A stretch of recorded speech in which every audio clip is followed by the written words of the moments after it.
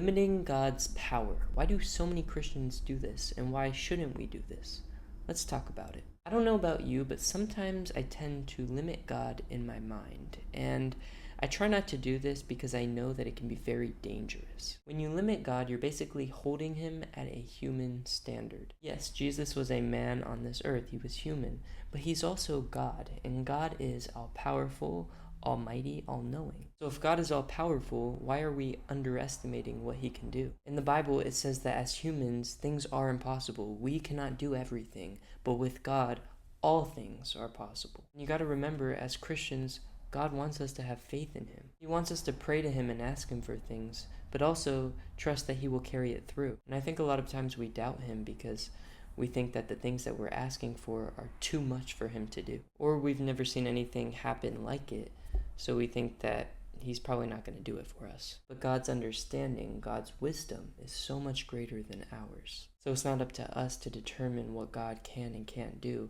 It's up to us to trust that he will do what is best for us. Don't be afraid to ask him for things, even if they seem wild. I was actually reading the book of Numbers, and I was on the part where it talked about how the Israelites were complaining to the Lord that they weren't getting meat to eat. They were complaining that all they were eating was manna. The Lord heard their complaints and said that he would give them enough meat for a whole month until they were sick of it. Then Moses started doubting the Lord.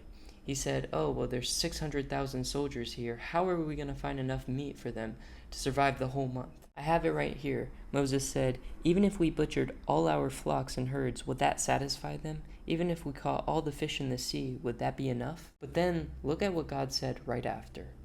"Has my arm lost its power? Now you will see whether or not my word comes true." Even Moses doubted God, and yet God made the seemingly impossible happen. So stop thinking that you know everything that God can do or God's reasoning for everything. You are a mere human. Our consciences can't even fathom everything that God knows. The point that I'm trying to make is to stop limiting what God can do. I know you may be afraid that God is going to reject what you ask him for, but it doesn't hurt to ask. Have faith that he will do what he knows is best for you.